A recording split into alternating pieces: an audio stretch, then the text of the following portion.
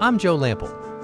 When I created Growing a Greener World, I had one goal: to tell stories of everyday people, innovators, entrepreneurs, forward-thinking leaders who are all, in ways both big and small, dedicated to organic gardening and farming, lightening our footprint, conserving vital resources, protecting natural habitats, making a tangible difference for us all.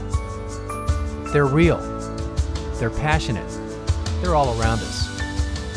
They're the game changers who are literally growing a greener world and inspiring the rest of us to do the same.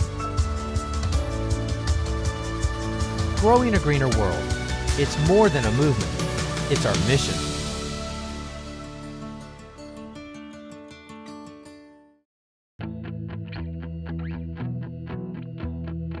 Today, Honeybrook Farm in Pennington, New Jersey is a shining example of the modern CSA. It's based on an important concept that takes the arrangement beyond the usual commercial transaction. A successful CSA benefits not just the consumer, but the farmer too. And when it works, it really works. Just ask Honeybrook's founders and head farmers, Jim Kinsel and his wife, Sherry Dudas. Established in 1991, it's the oldest and largest certified organic program in the Garden State of New Jersey. So Sherry, talk more about the concept of the shared risk between the consumer, member, and the farmer, because that really seems to be at the heart of what makes a CSA successful. Right, Joe, there is shared risk on a CSA, but many of our members realize before they even sign up for the CSA that their quantity of produce is going to be determined by the weather that year. So for example, last year we had an overabundance of rain that created a lot of disease. So our tomatoes didn't do so great, but watermelon loves water, so they got plenty of watermelon. So maybe they're making a lot of watermelon gazpacho last year, but maybe the tomato salsa is going on the back burner. Exactly. But now, in addition to the shared risk, which they already are prepared for, there are tremendous benefits to a CSA for the consumer. Talk about some of those. You're absolutely right. I think the primary benefit is that they're getting fresh, locally produced organic produce grown sometimes right in their neighborhoods, and that organic produce, being that it could have been picked just hours before they come to the farm market, is just chock full of vitamins and nutrients. And many of our members are families, so they're really concerned about what they're putting in their children's bodies and on their plates. And also they're getting a direct connection with a farm.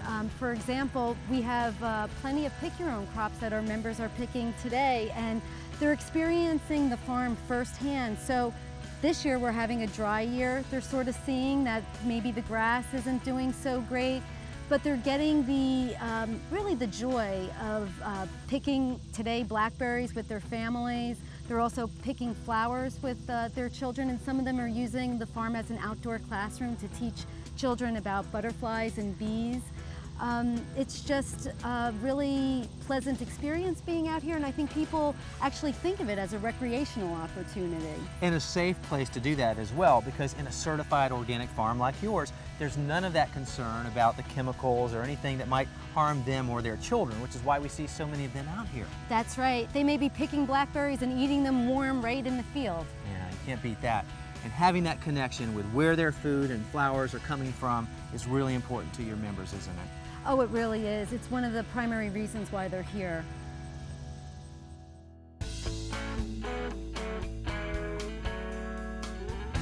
When you think about this issue of shared risk, along with managing your expectations, there's really no comparison to the benefits that really are derived from a CSA. That's right, Joe. On a farm like this, we are really about reconnecting people to land, reestablishing a healthy connection with a farmer who's a member of the community, and providing a place for people to have community, to break bread together, to share recipes together. And not only are we doing this, CSAs are doing this all over the country, and it's growing, and it's great. How many members do you have? We have 3,200 memberships, and we have about 3,500 families shares on those memberships. Do you see it slowing down? No, we still have a waiting list even with all those farm members. That's a good problem to have. It is.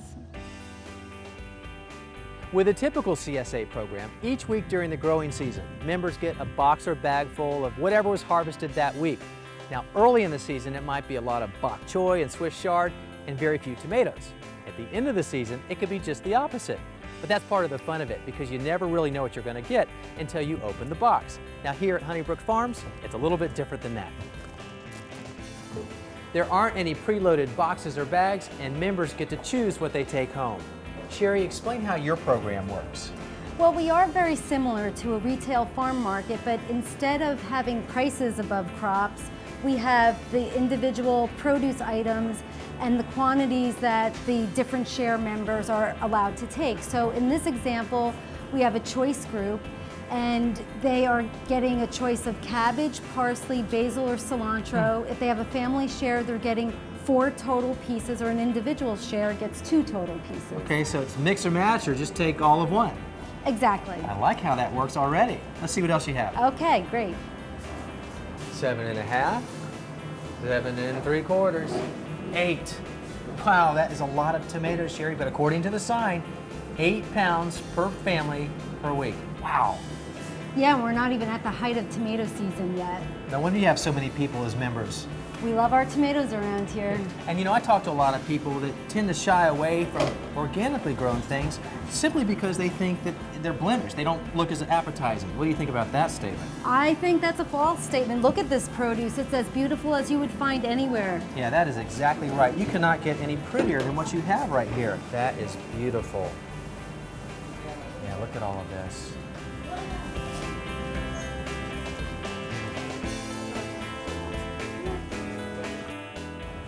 That is a lot to offer.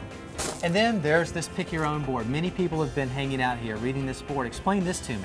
Well, in addition to the crops that they're getting in the farm market, they also have pick your own privileges here at the farm. And so they come to the pick your own board to find out what we're offering that week. And this week we have flowers. We have specialty basil, as much as you can reasonably use this week. Okay, that would be a real problem if I were out there this week. You'd see a real decline in your inventory. Love basil. And then blackberries, you have what, a pint for the family? That's right, and then herbs, and we have many different varieties. That is so much food, and the cost per week to belong to a CSA like this is about what? It's about $28 for a family, and that equates to about a $70 retail value. And that may not even be certified organic. That's right. What's not to love? What's not to love? And look at all this food.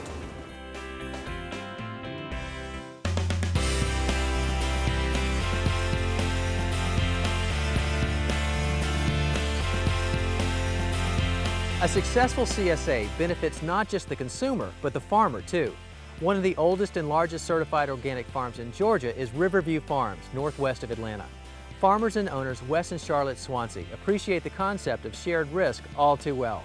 As with life, not everything goes as planned, but for the farmer of a CSA, life becomes just a bit more predictable in a world of uncertainty. Well, farming, of course, has plenty of challenges, and I imagine with a certified CSA, you have a unique set of challenges, but you also have some pretty special benefits, Wes.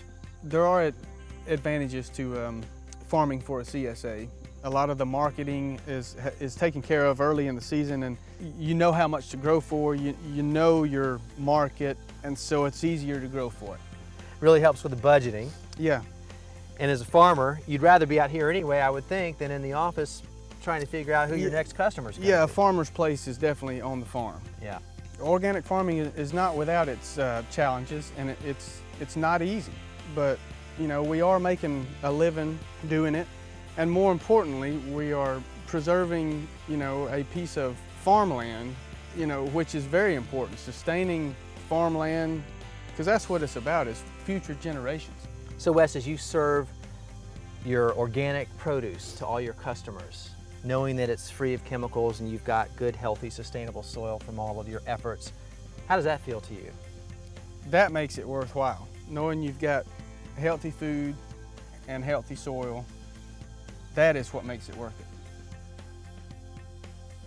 I remember when Wes and I first started farming, we would do the little urban markets and sell to local restaurants, and we always found ourselves wanting to be back on the farm rather than spending days upon days trying to get rid of everything, knowing we had so much work back on the farm.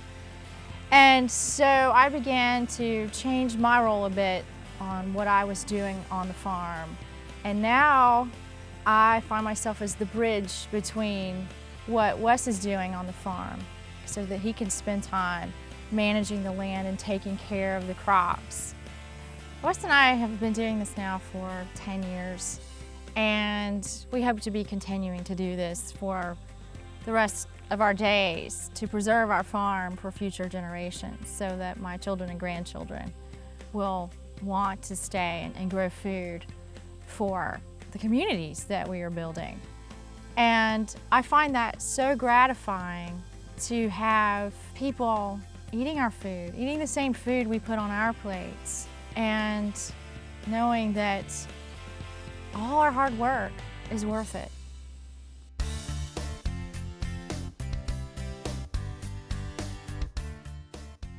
No matter what the variation on the CSA, the shared risk concept is still what drives the co-op. It's worth noting that very occasionally things go wrong on a farm like they do in any kind of business, and the expected is not delivered, and members feel shortchanged. So if the potential for not getting your money's worth makes you feel anxious, then you can still get farm fresh goods by shopping at your local farmer's market. Or see if there's a community agricultural partnership like Rainbow Ridge in Bedford Hills, New York. Unlike a CSA where members and farmers share the risk, a CAP is more like a buyer's club. For a nominal annual fee, members have access to farm fresh produce, cheese, eggs, and local products. Once you're a member, you can buy from your choice of products on a weekly basis. The founder and owner of this successful CAP program is Lisa Schwartz. They offer a lot here, from the award-winning goat cheese, the eggs fresh from the farm, the cut flowers, and of course, all the produce. Lisa, tell me about your decision here at the farm to make this a CAP program as opposed to a CSA. Well, in fact, when we first started, we were a very small 12-family CSA. But over time, we learned a lot about our customers and from our customers as the kinds of things they wanted. So we adapted and evolved into CAP as we have it today. So what are some of the things that you found that your customers preferred with the CAP? Well, with our CAP program, we've tried to preserve the best of a CSA and tailor the rest to meet the needs of our customers here locally. The best of the CSA is that you live and die with the farmer. You're a piece of the farm and intimately connected. And with our membership and our membership fee, we create that tie financially, but we also create access for our customers to the farm so they feel very much at home here. They bring their children on farm days and walk through the garden and be there with the animals and see how we make the goat cheese. So we're really linking families to the farm. What CAP does allow our customers to do is buy what they want when they want to do it. If they're not here this week, there's not a box sitting waiting for them. If they don't happen to like kale, they don't have to eat kale. So we give them that flexibility. The good news in the CSA is if you get a box, you're forced to think about stretching your culinary repertoire. You have to think about different ways to use it and know that each of those ingredients is probably very healthy for you. Yeah. So that's good, but choice is also good. You are working from before the sun rises until after it sets, so obviously there's a real passion there, but what's driving all of that? You know, there's an incredible amount of satisfaction farming, growing your own food, milking your goats, making cheese. But doing that alone in a solitary way is not enough. Creating this wonderful team that we have here on the farm and sharing the joys, the bounty with our customers and their children and the community at large really just fills you up. And I think that's what ultimately a CAP is all about, is sharing food with community, learning to live more sustainably and eat more sustainably. Yeah, makes a lot of sense to me. Yeah.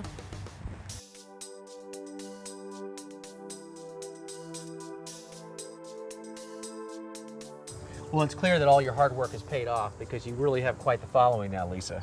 Yes, we do. Our customers love being here for the quality of the produce that we grow. The fact that it's local makes it fresher, more delicious, and frankly, our organic practices are a big draw. Yeah, of course that's important. And you've done a great job with that because you look around at all these wonderful tomatoes just ready for harvest. And I know that your customers have to love that too.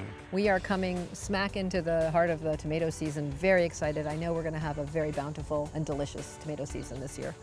Now something else though that goes very well with the tomatoes, along with a lot of other things, is our goat cheese. Yeah. And frankly, I think that's what brings people here as well as our produce, as our delicious goat cheese.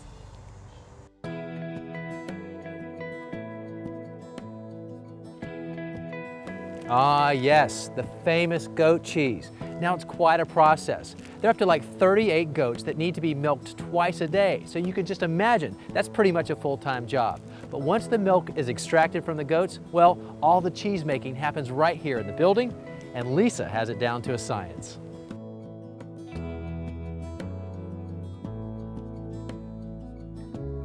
After the goats are milked, it comes into a separate facility called the cheese house. Step 1 is to strain the milk for any possible impurities that may have gotten in by accident. For cheese that's going to be made right away, the milk is put into the pasteurizer. If it's held over until later, it's put into a big chiller to bring the temperature down for storage. Once in the pasteurizer, the milk is held for 30 minutes at a temperature of at least 145 degrees. That's the criteria for it to be considered pasteurized. Next, the milk is cooled down to begin incorporating it into the recipes. The pasteurizing process knocks out a lot of the good microorganisms along with the bad stuff, so a freeze-dried culture is added to reintroduce flavors. She agitates the milk and culture, and hours later, when the pH is right, she adds a little bit of rennet. As a soft lactic acid cheese, it's cultured, it's renneted, and then it's left to sit until the next day. The curd separates from the whey, making it easy to hand ladle the curd into molds. Lisa makes several different shapes and a couple of different recipes.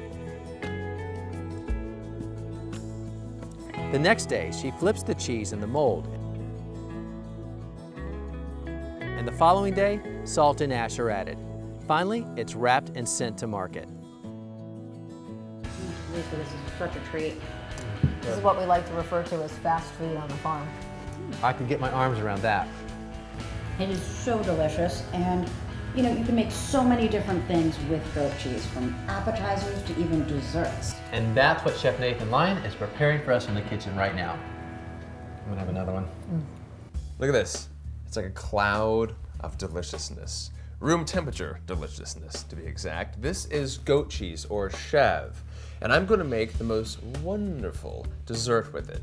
Think of it as an adult dessert, a lemon vanilla goat cheese cheesecake. Let me show you how easy this is. So to start, like any old cheesecake, we'll start with some butter. We're going to melt this down. About 5 tablespoons is good for this one.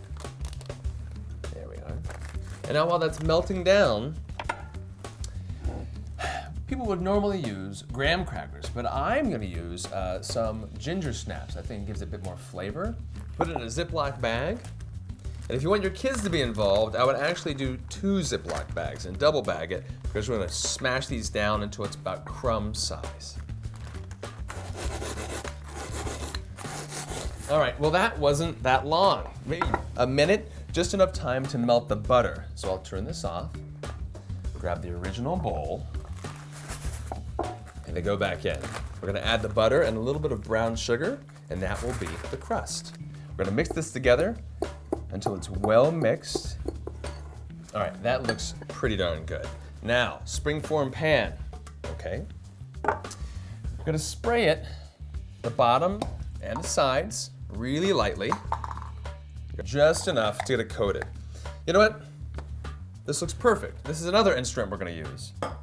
When I put the crust in here, the best way that I've found in order to make it even, the crust on the bottom, is actually to use the plastic top of this nonstick spray. Okay, nice and even, we're looking great.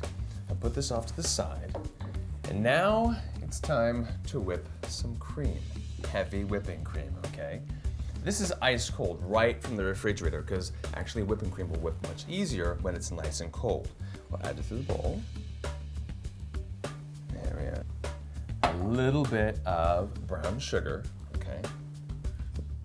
Now I don't want to add 2-3 cups like normal cheesecakes you may have, because I want the goat cheese, the tanginess to really come through with every bite. So a little bit of brown sugar. How about some pure vanilla extract, okay? We're gonna whip this until it's like whipped cream, if not a bit more consistency. Here we go.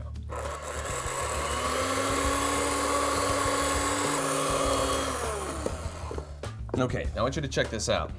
This is like normal whipped cream, like a heavy whipped cream, just like that, okay? We're gonna go a little bit more. You see what I mean? Just a little bit more.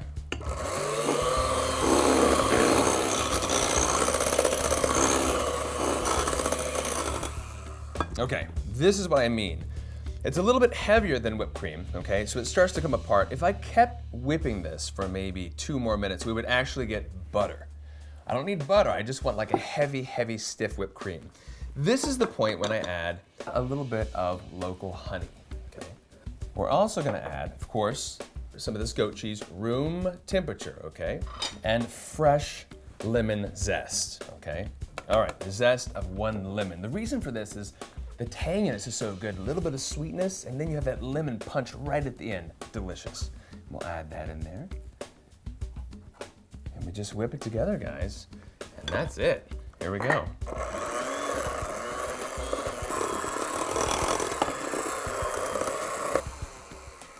All right, there we are. And the kids in the family, you can lick the bowl, you can lick the blades. There's no eggs in this dish, okay? And we'll just put this in here and make it nice and level. Cover it with a little bit of plastic film and in the refrigerator for about 7 to 9 hours, and it sets up really, really nicely. So I made this one last night. 7 to 9 hours. Geez, that's like dinner time. Here we go. Now see how it sets up like this? What I'm gonna do is just open this up.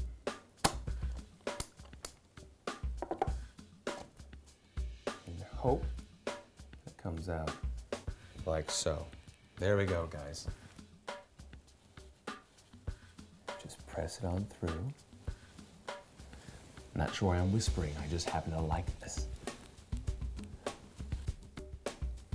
There we are. And there we go. It's so simple, and it's a great way to use goat cheese, say out of the ordinary. You can taste the goat cheese, its tanginess, it's a little bit sweet, and that lemon pulls the whole thing together. This recipe and all my others at growingagreenerworld.com. Enjoy.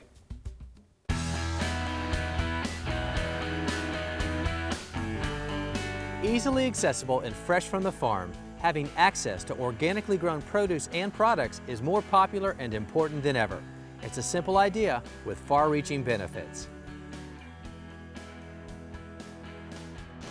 Tens of thousands of people have already joined CSAs scattered across America.